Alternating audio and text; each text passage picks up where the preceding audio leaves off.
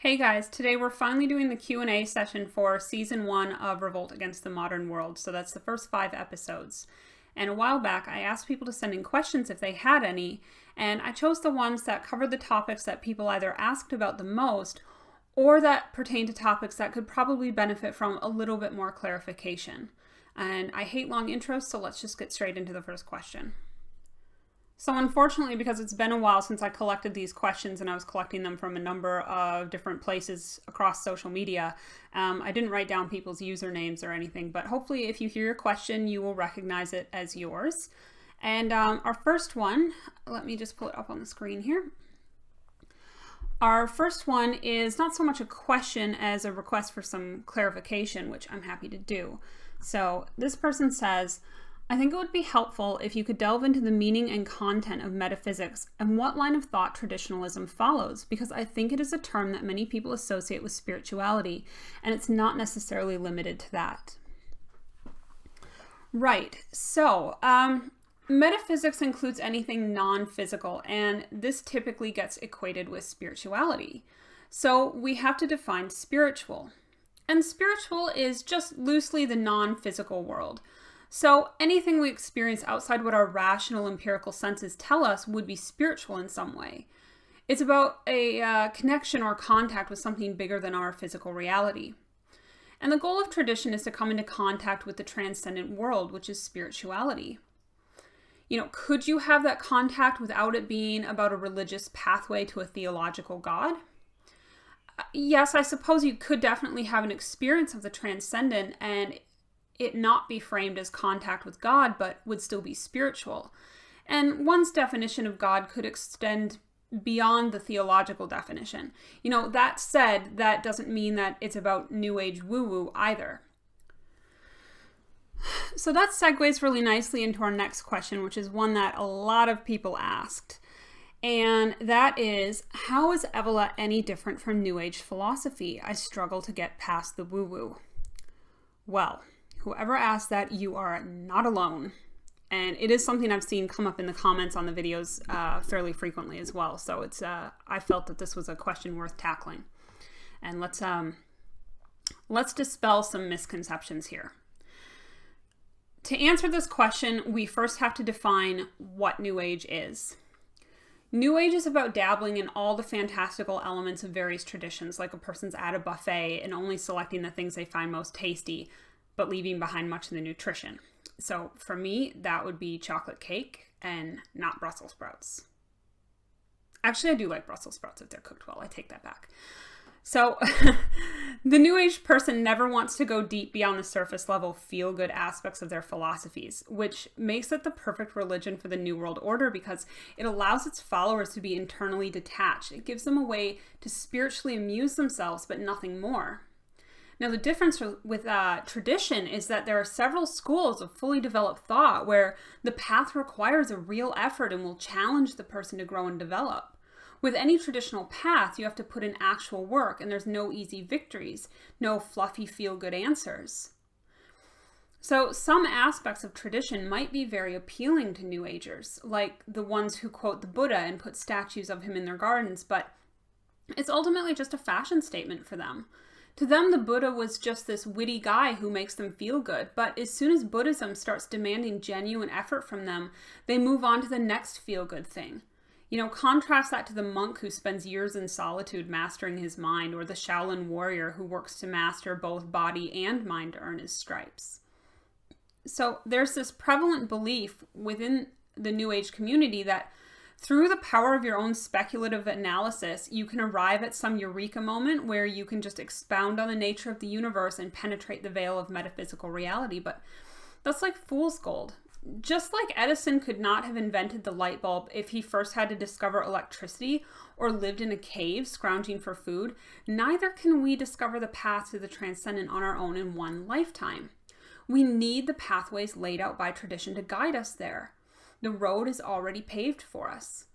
The New Age person, on the other hand, believes we will all have our own subjective truth to discover, but tradition demands that we accept real truth even when it may be uncomfortable.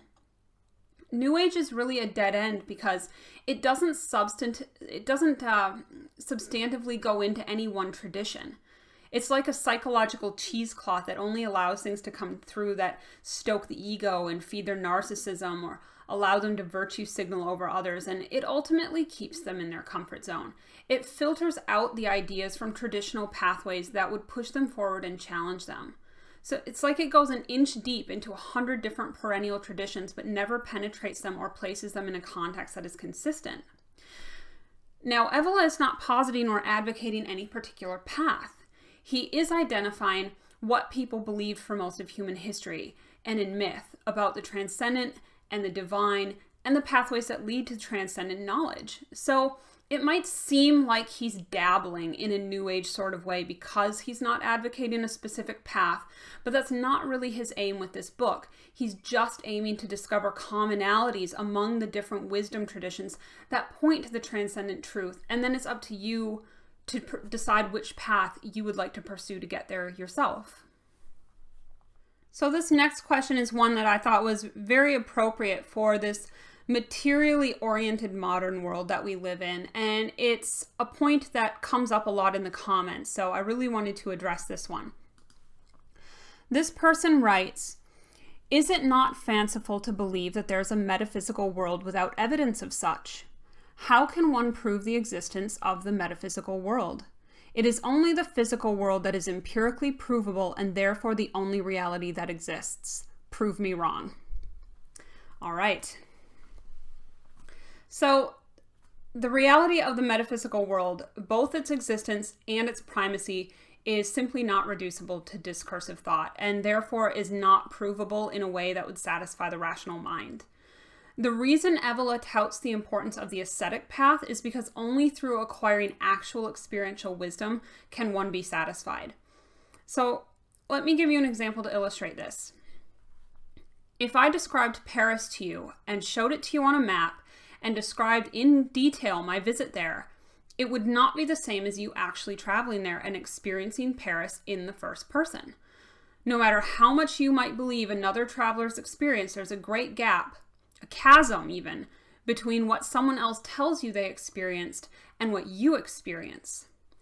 So there's no point trying to describe the metaphysical world to convince someone, and instead the prescription is to set out on a path of open-minded discovery for yourself, and in the process start developing incremental awareness of phenomena previously unperceived.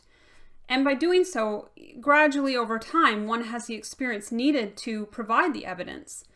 But without having experienced it yourself, you're merely trying to perceive something through the lens of someone else's insight, and that's just never the same as things you've experienced yourself. So you don't need to already have a belief in the metaphysical to set out on an open-minded path of discovery. And that is what I would suggest to anybody who is struggling with that question. So the next question is, was Evola anti-Catholic? This is another misconception that we need to set right. Evola was not anti-Catholic as such, but he did find it lacking in the sense that he didn't think it could be restored. The Catholic Church might be a good example of tradition in many ways, but that doesn't preclude it from having flaws or even fatal flaws. So Evola had relationships with a number of monasteries in Europe where they stored esoteric manuscripts that nobody else saw and that he was invited to read and translate. He was known as a multilinguist who had tremendous knowledge of such things, and he would be invited to come and study these documents.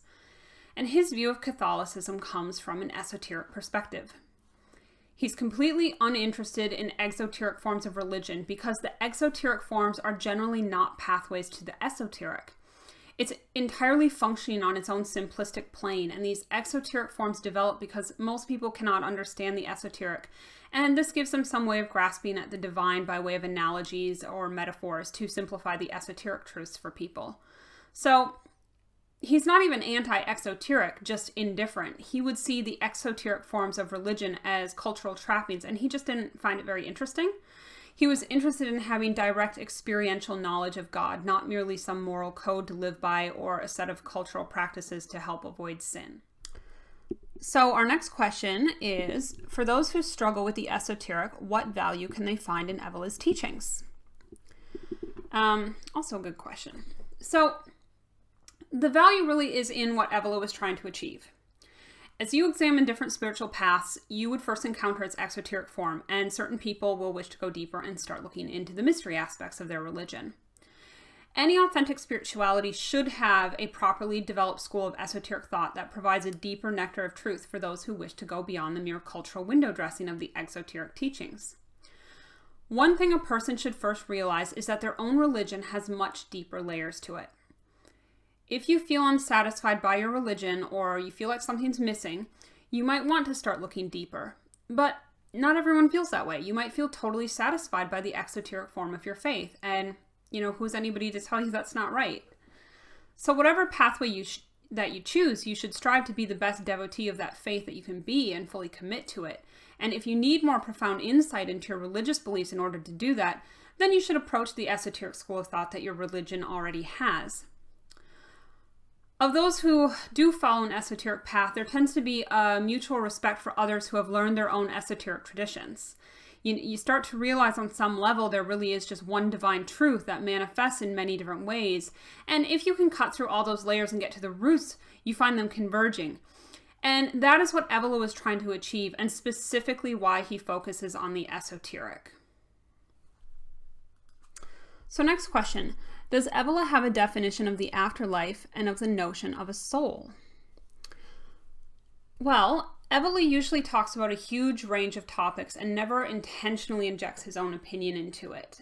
His opinion might filter through just in terms of his interpretation or translation, perhaps.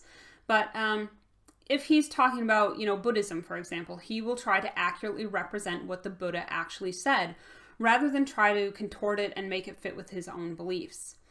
And in tradition, there are competing beliefs on souls and the afterlife. You might hear him talk about one school of traditional wisdom and steelman it so well that you think that must be what he believes. But then you will find he can just as easily champion another school of thought as well. And even when he condemns the modern world, he does so in terms of what the world of tradition would have thought of it, not what he thinks personally. Even his autobiography doesn't discuss any details of his personal life, only the evolution of his thinking. But an answer to this question might perhaps be found in his personal letters, of which I have not looked into. However, I did do a bit of a search for it, and I didn't come up with anything, but if you want to go digging around yourself, let me know if you find the answer to this, because it's a very interesting question. Okay, so our next question is, from episode 2, can you explain more about what you mean about attaching our ego self to materialistic identifiers and why that is a hindrance? I think it was around the 7-minute mark. Right, so first of all, let's define what ego self and materialistic identifiers are. The ego self is what we think of as our individual personality, our little s self, as opposed to our transcendent capital S self. Materialistic identifiers are every type of category we would use to describe ourselves. For most people, those things become central to their identity and they're totally out of touch with their capital S self. The reason this is a hindrance is because it obscures truth from you. All of these ego identifiers are purely temporal and contingent. It is all the irrelevant conditioned aspects of your existence that will cease to exist when your physical body dies. These things are a barrier to ultimate truth rather than a pathway to it. And if you attach yourself to these things and believe that they are you, it obscures your ability to see your soul in its true state of being. All of these things are impermanent and will be washed away in time, and so they won't lead you to anything higher. And that's why it obscures your awareness of the transcendent reality of that which is. Now, some might raise the objection that wouldn't detaching from the ego self lead to unhealthy self-erasure? That is the kind of thing you would expect to hear from modern psychologists who are themselves trapped in their own ego because they're not aware of the higher self, except perhaps as an intellectual concept. Psychologists on the whole tend to be very materialist and atheistic thinkers. So you could say that this is an erasure of the lower self so that you see your higher self. That's one possible interpretation of the allegory of Plato's cave. Actually, instead of seeing only shadows, now you see true reality. Detaching from ego identifiers, though, can often lead to a moment of crisis. It's a frightening separation from the person's ego and the decentralization of their life around their conditioned existence. So at first, it can produce a scary feeling of vertigo. For example, the increased anxiety some people feel when they start a meditation practice. Many people take up meditation trying to alleviate their anxiety, only to find that after they start getting into it, it makes their anxiety worse. And this is just due to the clearing out of all of these trivialities of the ego from the mind. And so at this point, they can either face their emptiness at the loss of their conditioned existence, or use that as an impetus to seek out something greater and more real beyond it. Or they might sink deeper into their ego consciousness and become hopelessly lost in it, just plunging deeper into samsara, or a state of becoming, as we talked about in a few of the episodes. They will want to aggressively reaffirm the importance of all their temporal aggregates. It's the spiritual equivalent of wanting to cut yourself to know you're still alive. Most people have all these useless, meaningless temporal traits that they attach so much importance to, and they attach their whole identity to. And if they lose those things, they don't know who they are. Even though those things are basically lies and trivialities that don't mean anything in the bigger picture, it's all they care about because it gives them a comfortable focal point of their lives, even though it's kind of a half-life, because that person never has to grow or confront any of their real fears when they build up this idea that meaningless things are important. For example, consider a lower life form like a dog or a cat. My cat has this chewed up toy that is just about the most important thing in the world to him. And I, as a presumably higher life form, look at him and think, oh, that's pretty cute. He thinks this toy is so important and special. But, he's only a cat. He's not capable of thinking bigger than that. And humans do this too, just in a more complex way, like our jobs or our favorite sports teams. We have all these things that we believe are important to us and fill up huge amounts of our time. But even the most staunch materialist would have to agree they're pretty useless and silly in the grand scheme of things. And the amount of time we spend on this is time that we're not developing a spiritual life and getting in touch with our true capital S self, getting in touch with God and metaphysical reality. So this next question is from episode 3, and this was another one that a few people brought up. Throughout human history, so many nations have suffered under tyrannical kings. Why would you ever want to advocate for the monarchy when it has proved so disastrous? Correct. It has proven disastrous, and modern history is filled with examples of kings you would never want to serve. However, there's another side to the story. Myths and legends tell us, whether you want to believe it or not, that there have been sacred kings throughout the ages. Maybe not in modern times, but in times of antiquity. Most, if not all, royal lineages claim to trace back to a divine sacred king. But it can be acknowledged that it's an extremely idealistic view of human history that there was ever a golden age or that a sacred king ever existed, and so such an idea might be really hard for us to grasp today. But it's still relevant to note that this is what the world of tradition says. Across vast expanses of time, geography, language, culture, ethnicity, the same recurring theme presents itself. That there was a golden age, that there were divine kings, that we have not always been so dysfunctional. In many ways, it's easy to see how modern kings rode the coattails of these legends, as it's deep in our collective unconscious that we should search for this type of transcendent leadership. One could easily see a scenario where we could easily get ourselves in trouble by trying to seek out such a leader, because it's not a situation where you take the best version of a man that you can find and then bestow all of this special status onto him like we do in democracies. That's what the British monarchy has done, paying lip service to these old ideals, such as the infallibility of the king or whatever. It's very problematic when you choose a man for that role who falls far short of the mark. Instead, such a man would have to be of a different ontological nature and have it be thereby evident in the very nature of his being that he was different. And Evola is very clear on this. He would not need to persuade anyone to follow him because his ontological nature would be such that he would be obviously recognized as this. And if not, then it means he's not such a man. So Evola is not arguing that we should become monarchists in the Kali Yuga, and he does note problems with modern kingship. He is merely explaining what the world of tradition believed about kings, and it's up to us to reflect on what that means for us in our modern age. Evola is not addressing political solutions in this book. I cannot stress that enough. He's not advocating for any particular form of government or policy or action that we should take in the material political realm. And readers of this book should definitely keep that in mind. Oh, somebody wants to say hi here, it looks like. Hello. Want to say hello? Look at that cute face. You want to answer the next question? Go sit here with me. All right, so our next question. Move your face from the mic. Julius Evola and his mentor, René Guénon, both wrote about hierarchical class caste systems in several of their respective works, though they differed in their belief in which of the castes should be considered worthy of holding leadership positions. Evola believes soldiers should lead society, while Guénon followed the more orthodox thought of it being the priests. Which do you believe was the correct interpretation of the two, and why? Well, this guy thinks that hunters, warriors, should rule the world. You think you're the boss around here, don't you? Go on. Go somewhere else. So the answer would depend on what era we're talking about, I think. If the priestly caste had become extremely corrupt and had lost the efficacy of the right, which is something we'll be discussing in episode 6 coming up at the end of the month, then maybe it would be best to have the warrior caste ruling in such an era, such as in the Silver Age. To say who should be ruling is more like saying who is best suited to this particular age. If we had a true champion of the warrior class, then let him lead and build a new aristocracy around him. But if a great prophet or mystic were to emerge, then rally around him. My feeling is that the priestly caste is better in principle because of the transcendent connection that they're supposed to have, but that's not always how it plays out in practice. Would you have warriors leading a society where the priestly caste is non-existent?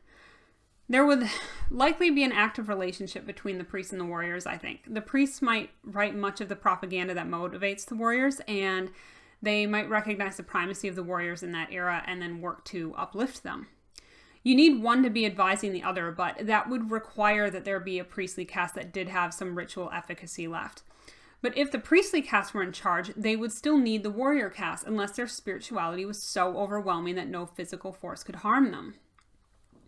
So each serves a role, and those roles are very important, and each needs to be fulfilled. If not, something's lacking, and that would be to the great detriment of all society. You don't want to just have a warrior caste that has no spiritual grounding at all and is just merely focused on the physical material struggle. They need the grounding principle of spirituality. I talk more about this interdependence of the warrior and the ascetic archetypes in a video called Traditional Man's Path to Heroism, which I'm sure many of you have already seen, but I do go into it a little bit more there. So our last question here is kind of a 3-in-1, and it was a topic that came up quite frequently. So I want to end with this one. How can one best put these traditional ideas into practice in their daily lives? What specifically can we do to live these values? Do you recommend a specific religion?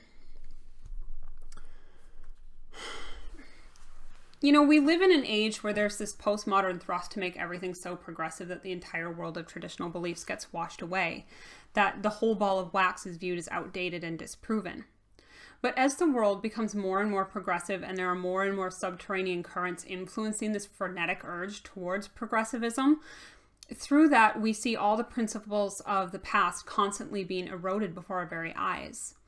And what progressivism stands in opposition to is these sets of traditional beliefs, which have all been under attack by modernity for a very long time. Whether it be traditional beliefs about man and woman, the importance of initiation and ritual, the structure of society around a sacred king instead of a democracy, principles of hierarchy, devotion to God, and so forth. And in many ways, what is being articulated in revolt against the modern world is like an idealized memory. So people often want to know how to take this memory and use it in a practical way. And the answer is, you really can't. The time is past for these things right now, but they do offer us a compass to understand what the people of the past thought about these subjects, and they offer us ideals to strive for. It's very hard to defend tradition if you don't even know what it was that tradition believed or why. So it's valuable for us that Evola's laying out these ideas so that we can avoid having our memories wiped, in effect. But in terms of how to put it in practice, there are chapters later that deal with a discussion of things that are more imminent to the individual and daily life, but we haven't gotten to those yet. These chapters are more just about what the world of tradition believed. So the most important thing to put into practice is the realization that first and foremost, the metaphysical world is the real world, but this world is a reflection of that. Of course, this world is real too, but tradition teaches the concept of duality of nature, and the world of spirit upholds the world of matter. For a lot of people, this realization alone can change their orientation away from focusing on hedonism and consumerism and towards building up spiritual riches instead. This would change how you live because it changes what you see as important, and that changes how you choose to allocate your time and resources. The concept of time that Evola lays out in these early chapters can cause you to have more faith in the metaphysical world because you'll no longer feel like this is the only existence and that there is a divine fabric that upholds this world and is one of supreme order. When we see this world and its extreme chaos and are frustrated by it and by its lack of meaning, it can help us find our true nature and true meaning, and it can help us find new ideals to orient towards. It can help us make sense of what's happening around us. For example, why we feel underwhelmed by our leaders, or questions like, what's wrong with this world? What is the proper way society should be structured? What does it mean to be a man or a woman? What is our true nature yearning for? These things resonate in our collective unconscious. All of this is illuminated by how we view these subjects in history. And Evola goes on about abstract concepts like space and time and what our leaders should be and what our laws should look like. And all of this is illuminated by an understanding of tradition. And when we have that, we come to understand what is wrong with the world and what would need to happen to make it right. So now you know what star to aim for. Even if you know you can never reach it, you aim high and achieve a lesser but still transcendently oriented goal. And even if you say you're a progressive and hate tradition, at least you can fully understand what it is that you are rejecting. But to blindly stumble through history without any understanding of this is just simply not healthy. As to religion, this really depends on the individual, their inherent nature, what resonates with them the most. Some might be better to pursue Christianity, some may be better to pursue Buddhism or another Vedic path, maybe Zoroastrianism, maybe one of the ancient European faiths. But whatever religion you choose to pursue, you should be open to the esoteric teachings of other religions. So for example, the European pagan traditions lost many of their metaphysical teachings that can still be found in Vedic literature. Whatever you choose, as I said before, be the best devotee that you can be. But don't be dogmatic about it. Adhere to your chosen pathway as strictly as possible for yourself, but don't close your mind off to other sources of truth. The religious practice is just to help keep you away from sin and keep you focused on God. Too many people make the mistake of becoming close-minded and dogmatic with their faith and reject wisdom from any other source, and instead of focusing on their own spiritual life, they expend far too much energy trying to proselytize to others. Your job with religion is to focus on keeping yourself away from sin and in connection with God, not trying to convince everyone else to believe what you do. Let other people explore their own path and relationship with God on their terms. So yes, in terms of religion, it really depends on you and what resonates with you and what you personally find fulfilling in terms of, what you're looking for on that pathway. I hope this answers the questions you guys had, and we'll definitely do this again after season 2. Well, hopefully. We'll be releasing the next episode sometime this month, so keep an eye on my social media posts and we'll announce a date soon. I know it's been a long wait, and we just want to thank you guys for your patience as well as your support and kind words. You want to say goodbye? Say thanks for watching. No, you saw something out the window. All right, see you guys later.